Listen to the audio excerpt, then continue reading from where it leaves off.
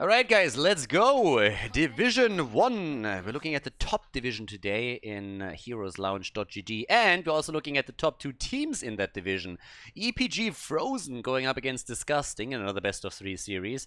And over on the left side we got Ultralisk on Tacita, Kelvin on Urel, Wit on Imperius, Dino on Tracer, and X-Ray on Malfurion. Towards the right side of the map, Disgusting with Lavakal on Cassia, McCotzel on Johanna, Alvarez on Kelthas, Rutek on Deckard Kane, and Itrax is playing Blaze. And yeah, people are always asking a little bit about Heroes Lounge just in general, and about like the pro or semi-pro scene. As I always say, a lot of the teams, they exclusively play in prize money tournaments and don't really play in the amateur leagues. But especially in Division 1, you can run into some very, very good players. And if you're looking at the lineup over to the blue team in particular, but Disgusting of course to an extent as well, you'll see a lot of the players that make regular appearances in some of the top European teams right now. So they play Division 1 here, and as you would expect, they are at the top of the standings together with Disgusting. So this is currently number 1, number 2 that are playing against each other here. And the quick kill against Imperius, as one is already taken down. We got Dino on Tracer as they're zipping around here. And at the same time, top side now, that's where Ultralisk is starting to move in with his Tacita, getting some stacks together for the team. Cassia, of course, has been seen in tons and tons of games, especially throughout Method Mayhem just recently. We got the Charge Strikes as the level 1 talent choice right now. Imperius, another staple when it comes to meta, just simply because of those reliable CCs that you can get. And the fact alone that you can actually get those CCs against multiple targets at the same time, which really helps them, of course, a ton to be a menace at the front line. Even more CC coming out of the red team, out of Disgusting if you think about it, because we got Jojo here with her slows, with her stuns later on, the gravity lapse of Kalthas, the old man coming in with the seal, and then also of course Blaze, just bunkering up 6 days to Sunday and getting some jet propulsions too. So that's going to be pretty neat for them as well. Already the damage coming out in the middle. And Dino on his Tracer, I mean, let's face it, he is going to zip around here and do tons and tons of damage. Just do what Tracer players always do, piss the opponent's team off all day long. So the fight over the camp is already active as we're starting to jump in. There's a jet propulsion right there. They're trying to get the kill. First one comes in. Kelthas down. And Kelvin with Urel is able to move away. Yeah, the Space Goat once again shining over here. Still haven't taken yet though, and the fight is actually continuing. In this case, it might just be the end of Imperius, who barely jumps out. Good job by Wit. Itrax ain't so lucky though. He's dead. And the healing beacon is taken by X-Ray. Nicely done. But everybody low, as you can see. So it was a huge battle between the two teams here. And it nearly turned against the blue team, but they still walk away with not only the item, but also the superior kill count. So good for them. Objective is also popping up now, just as we speak. Another 20 seconds. We have Plate of the Whale for Cassia. Gonna keep an eye on her. Standard build also for Tracer, going straight into 1-2 punch as usual, plus new talent. Well, kind of new after the rework. Pulse Generator, and then on level 7 you'll see Locked and Loaded committed to as the next talent in the build. Cams are already getting pinged. I mean, every time you have an objective coming up, the map usually doesn't really matter all that much. You want to time those camps, if possible, around the objective, and that's exactly what EGP Frozen is now doing as well. We got Disgusting already with their own camp traveling through the top lane, which allows them to move into the middle a little bit quicker. They're also behind experience, though, and that's a problem. Because level 7 will be ready for the blue team so much quicker that they will have that extra talent to rely upon. And that's a really big issue for Disgusting. So we'll see how that works out. But right now things are looking a little bit tricky for them. So here comes our next push out. There's the Locked and Loaded. Level 7 is in. And that's nearly entire level lead. So blue team can now easily push into this. They have a really good setup to push into that fight and force the battle here, which is exactly what they're doing. And of course now they take over on the control point. There's a nice lunge and Cassia is dead. Cassia down. Tracer came in with the last bit of damage, but without the level 7 talent, there was realistically no hope for Disgusting to really turn this around. So this is looking more and more like we're going to see the first protector in the hands of EGP Frozen. Currently towards the left side, as you can see, There's another camp taken towards the right. Same is happening as both of the teams are intending to join the next fight with even more turret potential. But here's Protector number 1. So could be a bit of momentum in the hands of EGP Frozen on this first map. Now keep in mind, this is a best of 3 series. And given the teams that are playing here, we could see some absolute crazy setups. But at least for map number 1, this is currently looking like the blue team could walk away with a bit of a snowball. 2 heroes already at the bottom of the map, committing to a push. And for Aatrox it's a little bit uncomfortable, because if they lose the fountain down here, that would already prepare for objective number 3. Whereas topside is, of course, very determined to take at least the fountain down on the top lane to prepare for the second objective. So it's a little bit of a 1-2 punch, just as Tracer's level 1 talent. We got 15 stacks towards Khaldor's level 1, so he's getting those globes in. Needs another 5 to complete it and get the mana shield for his mana addict here. But yeah, it's a bit annoying.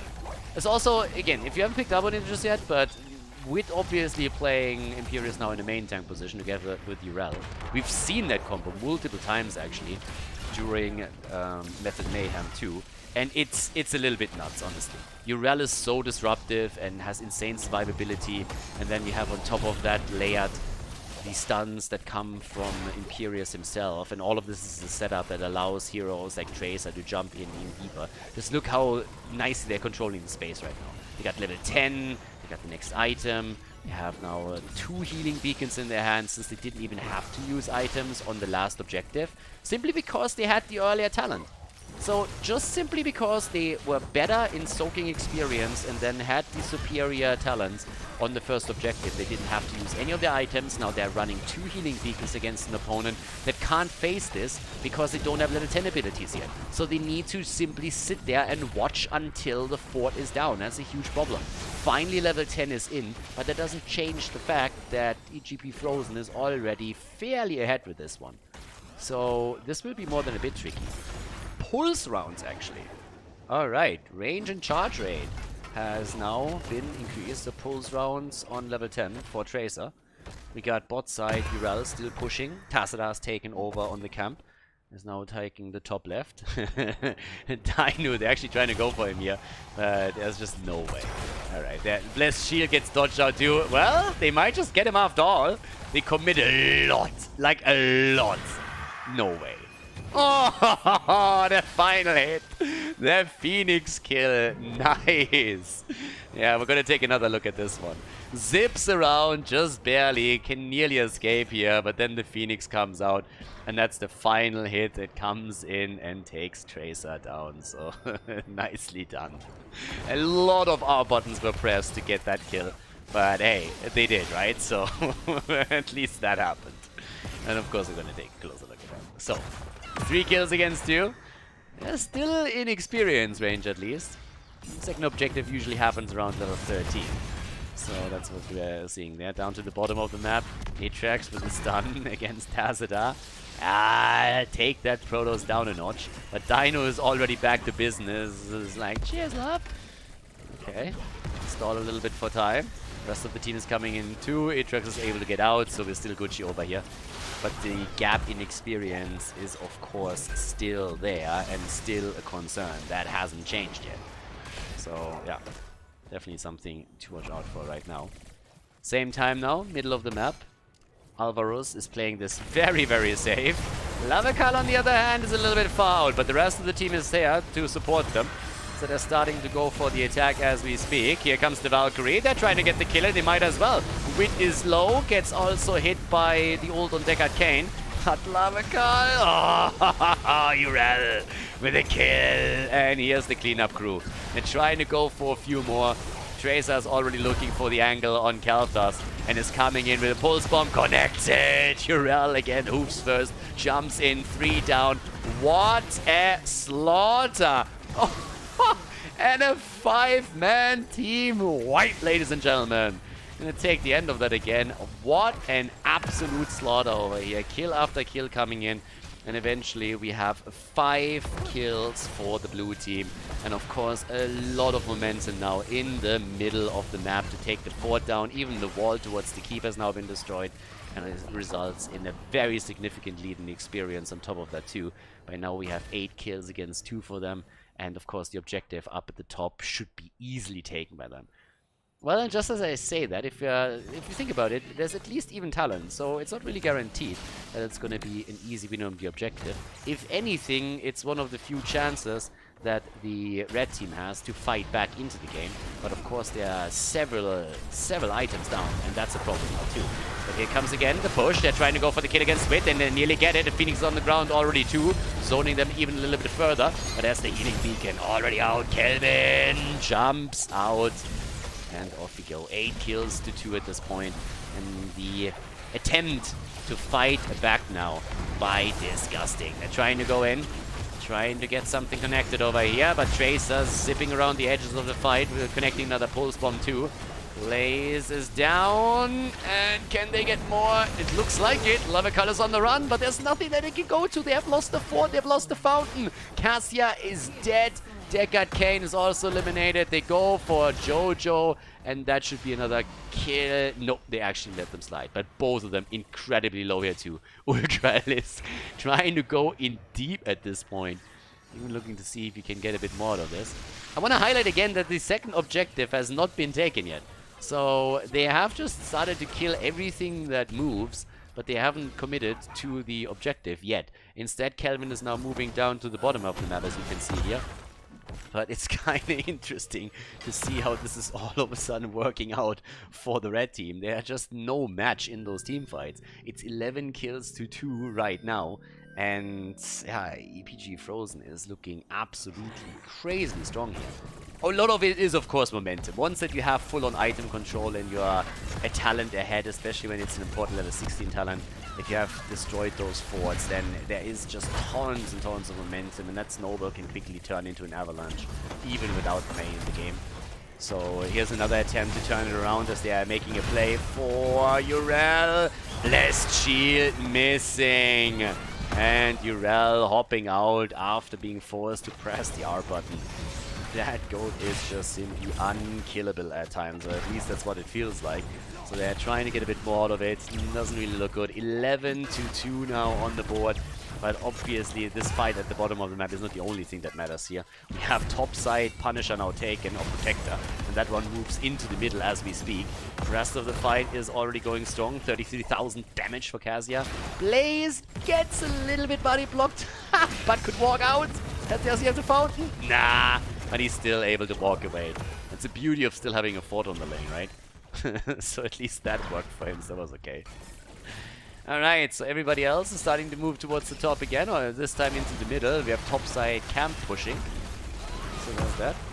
And here we go. Can they take that keep down? Currently, I gotta say that it doesn't really look good for that main structure in the middle of the map. They start to turn this one to dust very, very quickly. So yeah, job well done right now. Keep down. That's super early on the game here too. We're only 12.5 minutes in. Tracer has at the same time committed herself to the bottom of the map. Taking the fountain down, escorting another minion wave in. And yeah, this is a 3-level lead and a talent advantage. What is the red team supposed to do? Seriously. They need to wait for 16. They just can't fight before that. If they can execute a gank, then yeah, of course, by all means, they might just get a kill and close the gap slowly. But without level 16, there's no way in hell that they are going for a team fight. Now that they have the talent, that's a different story. They can finally commit to one, but they need to win one of them too. And so far, that hasn't really happened, and it doesn't really happen here either, does it now? Lavakal is already low. Kelvin just barely gets away, but he does get away. And the red team is incredibly low already.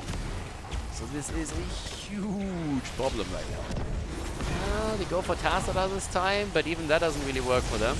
Shields are up and the wall is falling. Keep in the middle down is of course another problem. It's not only that the keep is down.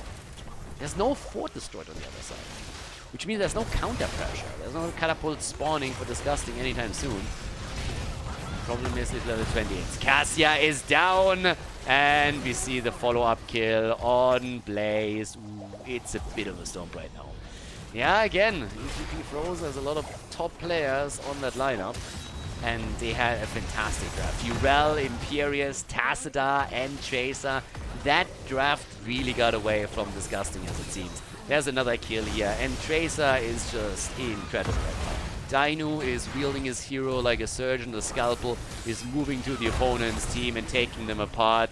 1 kill at a time. 15 kills to 2 now. It's an absolute insane demonstration of skill that we see here. And as we said previously, yeah, press the R button. Doesn't matter if you hit someone, doesn't matter anymore. This draft is just not beatable at this point. Not with the early momentum that we had for EGP Frozen. So we are looking at a very convincing victory here. Catapult is taking this in. They're looking for a few additional kills. Tracer sitting at 77,000. Blaze goes down again. No chance for him. But this, ladies and gentlemen, is of course game 1 in the hands of EPG Frozen, as Disgusting has to step it up if they want to turn the series around and win this best of 3. GG. Well played.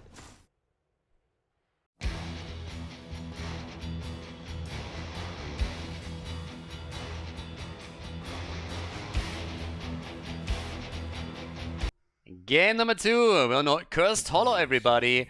And yeah, not sure what to say, but the memes continue. So after Dainu played Trace on the last map, he decided to go down a little bit of a different path this time and went straight in for the Goblin. Gazlo in play as Dainu goes for the Lord. We're in a big map with a lot of mercenary camps, and the Gazlord is going to try to get them all. You're going to play a little bit of Heroes Pokemon.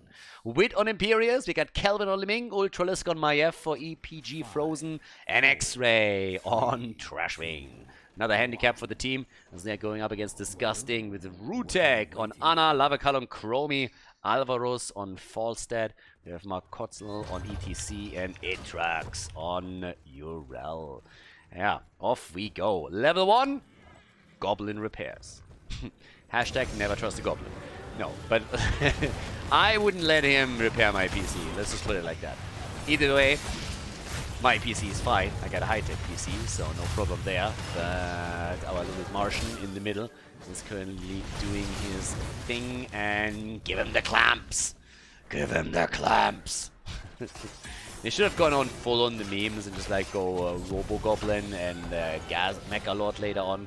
And bring in someone with auto attack speed increase, like Morales with the Stim Drone, for example.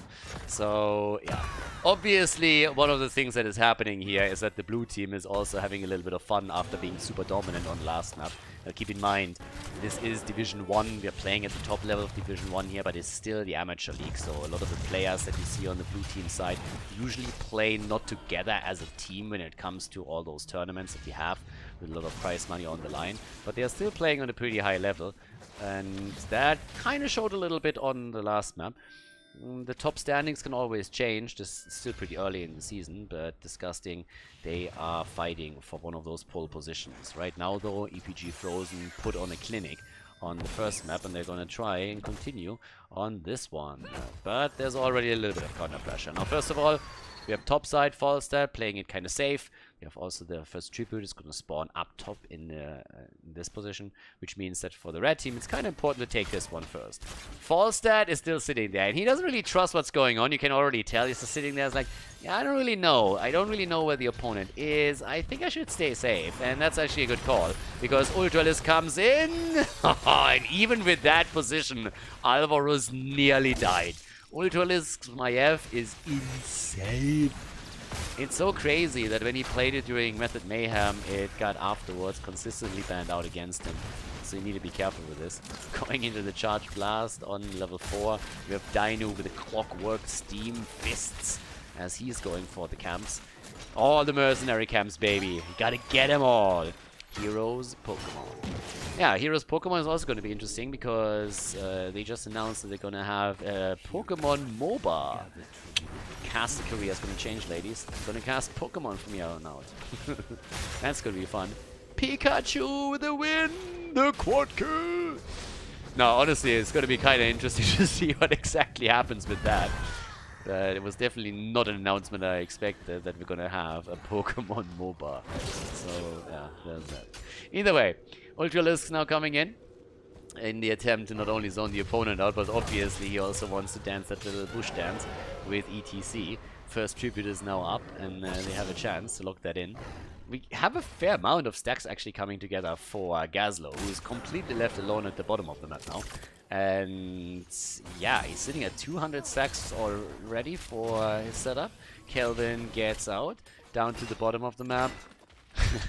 Dino, yeah, he needs some company. He feels a little bit lonely, and so we have Falstad coming in and trying to take him apart here. And Gazlo, careful, buddy. Even with the turrets around, you need to be cautious. Up at the top, it's our 4 versus 4, as they're starting to jump in for our first proper team fight. Urel isn't here yet, but she's on the way, so she'll arrive soon.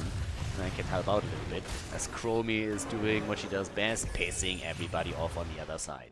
One hit coming in after another, and damn, he went for Seeker. Okay, the memes are real. No Calamity pick for Kelvin. Goes into a full-on magic missile build.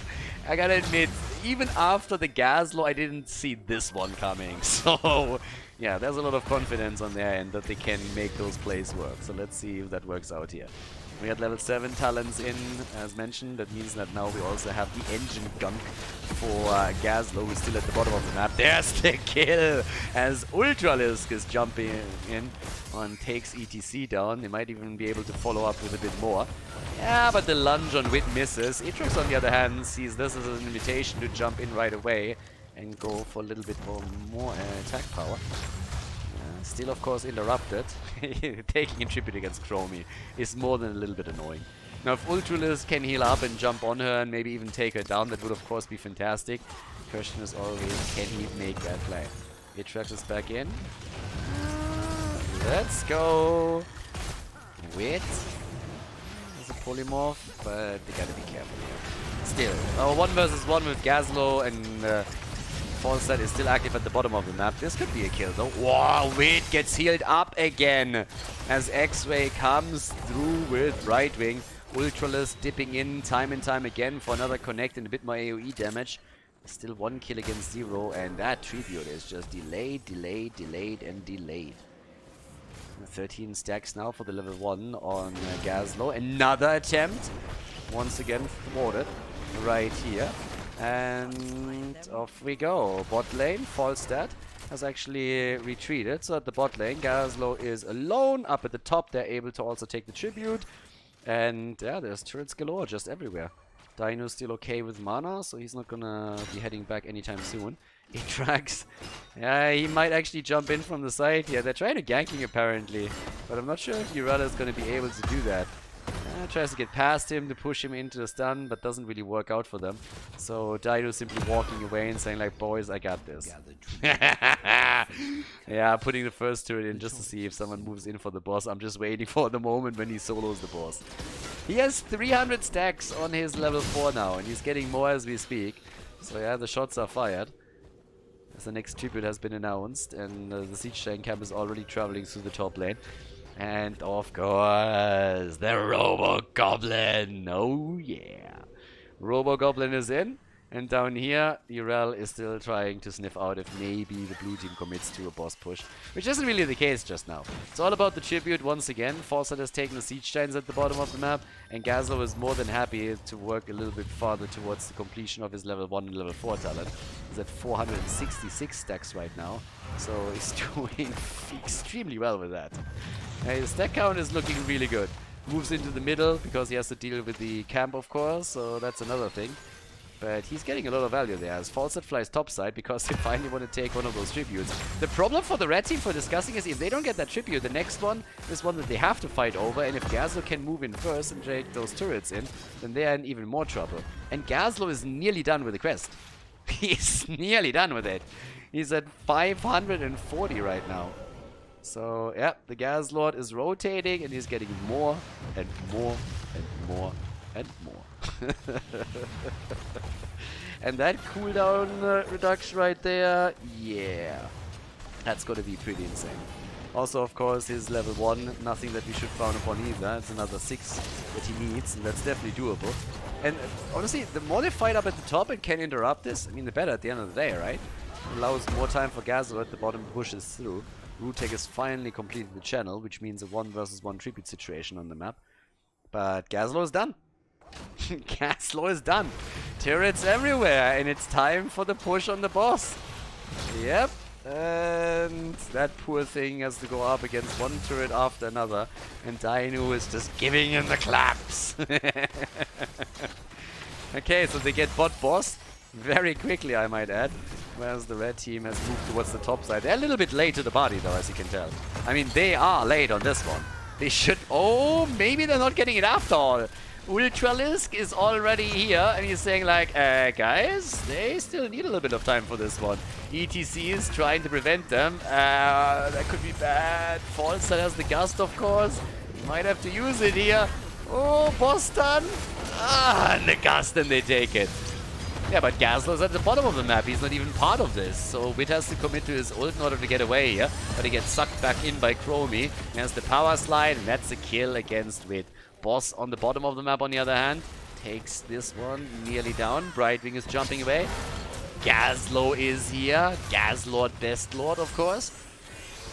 And let's go. What do we have on the damage setup? I mean, right now we're looking at 22,000 damage for Li Ming. We have Gazlo with 71,000 siege damage, taking down the bottom fort. There's already wild pings happening up at the top, but that boss is not going to do as much damage as they're seeing at the bottom of the map. I doubt that they're going to get that fort.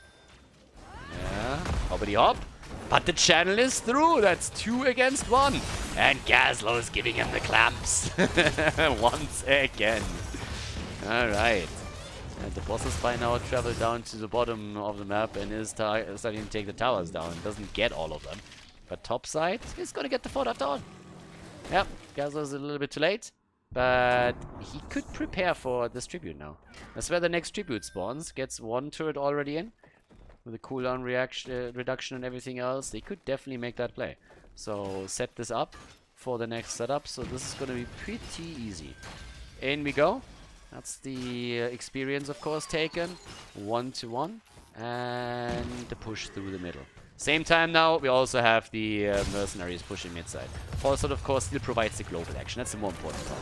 If you have the global here in play, then you can always make sure that you just get the extra experience. Then again, Maiev gets actually, again, suckered back into the mosh pit. ETC with the party time. And that's the kill right there. The gust comes through as well. But a pretty solid setup. I like the setup. Didn't quite work out the way that they intended, but especially the mosh was actually pretty neat. Gets eventually then, of course, suck it away a little bit. But we can take a close look at that again, just as they're escaping here. So first of all, we have the cage down and everything. And then comes the mosh pit. And they're starting to get the damage through. They get the kill against Maiev, which was the important one. And then the disengage comes. So that was actually well played. It's a little bit sad for them that they didn't get more outside of taking Maiev down, but still. Kelvin! The interrupt. Close one. Very, very close one. That would have been more than a bit annoying, you know? This is the third tribute to get cursed just because it didn't rotate quickly enough. And that would be an issue. But with that, here comes the attack again as they're all setting up top side with the exception of Gazlo. Gazlo does what specialists always do. He pushes the side lane. But look at my siege damage. I'm helping. It's 2 versus 2 on tributes and top side fort has also taken damage since those siege giants have pushed in. Alright. Gazlo is now at the bottom. Is like, guys, just buy me 5 minutes. I got this. Anybody ordered a 1-man wrecking crew? And apparently they did. Dainu. Okay, so still a fight over in the middle, or at least potentially. Ultralisk sitting here. Yeah, there's the Gazlo trap in the middle. He's clamping it out. It's close this time. It's the leading experience actually for disgusting at this point. They've taken a slight advantage to the kills that they locked in. So it's 3 kills against 1 now. Glass cannon! I didn't even catch that yet. Oh my god, kids really, don't do this at home. They are obviously memeing a little bit. If you pick glass cannon on 13, then you're pretty much just saying, alright, I really hope that my opponent is much, much worse than we are. It's always just, it's you asking for trouble. So yeah, I mean, if the Gazlo didn't get it away, if the Li Ming build didn't give it away, the level 13 talent definitely did now. So yeah, they're obviously going for a little bit of a high-risk, high-reward setup over here, if we can call it that. Interrupt against the mosh pit is pretty much instantaneous, but this is of course the big one. This is the tribute that will curse one of the teams. And without level 16, blue team is falling back. Blue team is falling back, but then again, the tribute hasn't spawned yet either. 16 versus 16, but they're actually just gonna let this happen, aren't they? Yeah. They're zoned out. They don't have an angle to approach this. They're just like, meh. Free curse. Let's go. Yaslo in the middle. Running away immediately. Urel is just sitting there. It's like, ah. Are they gonna take her down? She's a bit in trouble, I'd say. And can easily rush out. But for Aatrox, it was for just a second a bit awkward. You gotta admit that. Now, Li Ming is still at the top, so she's currently trying to deal with all of this. With the lane pushing in and Falstad being there. But the middle of the map, that's a different story. Urel will take the bottom 4. That one can't really be changed. Falstad also with the wingman on level 1 is able to get the camp here. This, on the other hand, is a lockdown into the Gazlow stun. Didn't even stun through, but Ana is down anyways. And Chromie is down too. Yeah. The sandwich is eliminated. Okay. Brightwing chases ETC. What has the world come to? Brightwing is chasing an ETC. Be a proud cow, my friend. Woo. Turn around and take the fruit fly down. I mean, seriously. What's wrong with you? Here we go. Oh, the gust failed. No. Ah, should we go for the replay? Should we not go for the replay? Yeah, we go for the replay. Urel uses the ult, but at this point, Falstad got a little bit unlucky there. Yeah, that gust didn't do a lot. Got a little bit pushed back here, and then of course he falls too, so that didn't really do a whole lot for him. Anyways, the fort opened up, and of course that means that the boss can now get even more value. And with Falstad down, there's nothing to stop you from taking the boss at the bottom of the map again, and then letting it push towards the keep and potentially take it down. So that should be an easy one, especially with Dino now putting one turret down after another. Yep, there's a couple more. Soaks a few of the hits as well, and thanks to his level 10 is of course moving over. So they take the boss, and at the top they just started. If they move top side, they can definitely make a play over here. Can also move down into the middle. Falstad has flown back in. 4 kills against 3. Lead is now significantly in the hands of EGP Frozen. And they are pushing through the bottom of the map right now. And let's not forget, the tribute situation is a 2-0 now in favor of the blue team. So there's that. And guys, I don't know, but if you actually go... Hello? Gazlow? Hello? Gazlow down, Brightwing still there, but they take the bottom keep. The thing is, why do you have everybody here to take that bottom keep? The boss would have done that already alone. Oh, no! I think Imperius is at the end of his wits, because he's not going to get out of this one. Yeah, that's a little bit too much. He can't 1 versus 5 just yet, so that's him falling. And top side, they of course have to defend. But if you think about it, as a keep, I guess you get the keep. But they didn't need to push through the bottom of the map with this many heroes if all that they wanted to go for is the keep, because they could have defended earlier so much quicker. Now it's the 50% damage to the top side keep. But I mean, either way. Keeps the stand, so at the end of the day I suppose it's fine, but they could have played it also a bit cleaner. Really too much. So top side, another camp gets taken, there's our tribute, and I suppose with 2 heroes down, that's an easy pick right now. It's not going to be the issue. But level 20! For both of them, any moment now. And that's where things become even more fun. Alrighty, so let's look at the damage output real quickly.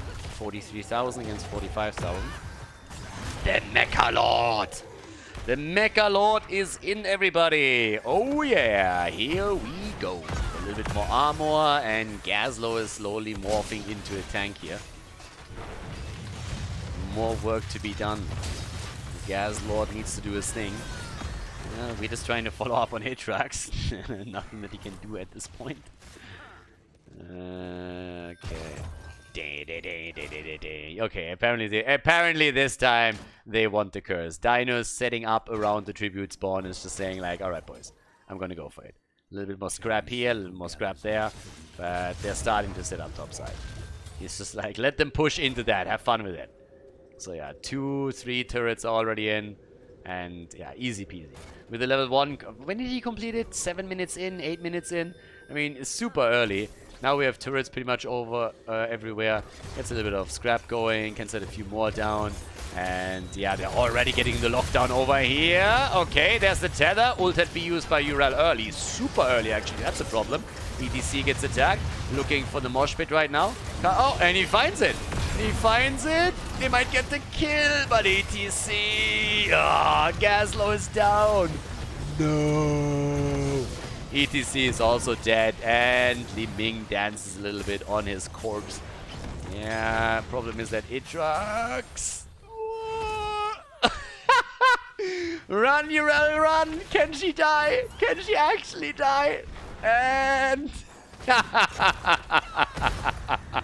the curse is there, and Urel is dead. The fight continues, of course. Lavakal over here is also on the run.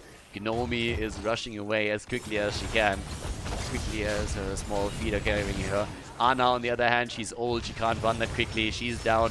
So is the sandwich. They are all eliminated. The bird is the only one that's still alive. And Veti's done with all of this shit. He just jumped over and said, like, guys, I'm going core. I'm not quite sure what you're doing, but I'm going core right now. I'm done with this shit. 8 kills to 6. Let's go, baby. So he goes for the core. Brightwing and Li Ming have never died in this whole game. Gaslow died twice. The Lord has been eliminated. The top damage still goes to Chromie. With the wind tunnel, a little bit more space created, but let's just face it. With the top keep now falling in a second and them going for the core, this is going to be the conclusion of the series as the #1 spot in Division 1 is claimed by EPG Frozen. GG and well played.